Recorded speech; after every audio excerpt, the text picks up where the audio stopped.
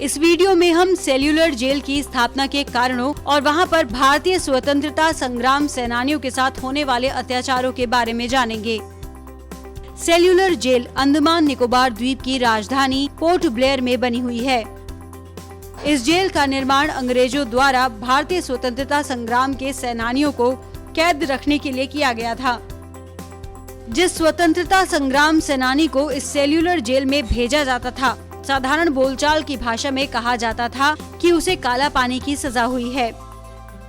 इसे काला पानी इसलिए कहा जाता था क्योंकि यह जेल भारत की मुख्य भूमि से हजारों किलोमीटर दूर स्थित थी।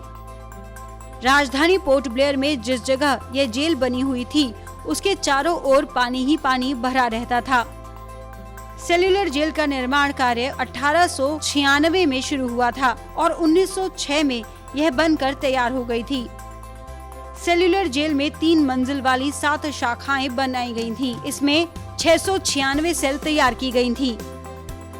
हर सेल का साइज 4.5 मीटर 2.7 मीटर था। 3 मीटर की ऊंचाई पर खिड़कियां लगी हुई थीं। इस सेल्यूलर जेल के निर्माण में करीब 5,17,000 रुपए की लागत आई थी। इसका मुख्य भवन लाल ईंटों से बना है। ये ईंटें बर्मा से यहाँ लाई गई थीं, जो कि आज म्यांमार के नाम से जाना जाता है। जेल की 7 शाखाओं के बीच एक टावर है। इस टावर से ही सभी कैदियों पर नजर रखी जाती थी।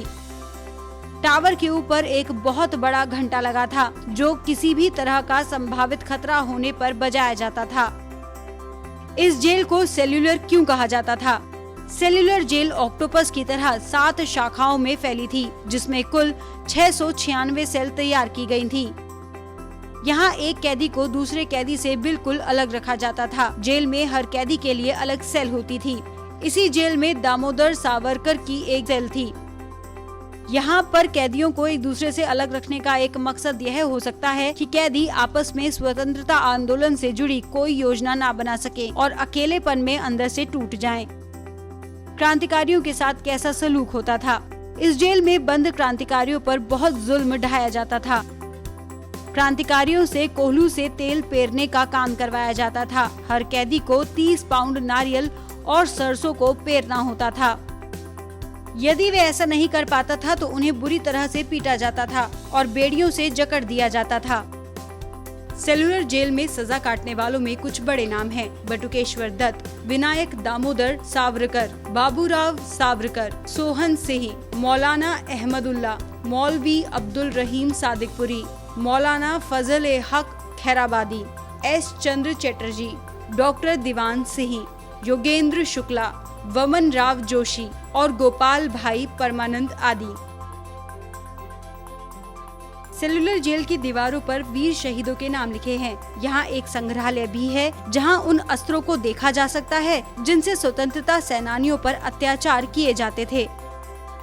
भारत को आजादी मिलने के दौरान ही इसकी 2 और शाखाओं को अंग्रेजों ने ध्वस्त कर दिया था। शेष बची 3 शाखाओं और मुख्य टावर को 1969 में राष्ट्रीय स्मारक घोषित कर दिया गया।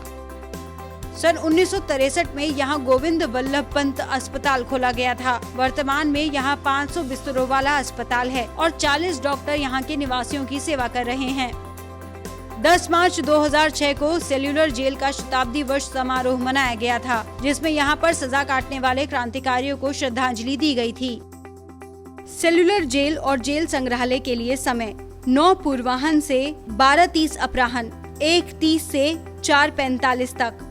राष्ट्रीय छुट्टियों को छोड़कर सभी दिन खुला रहता है।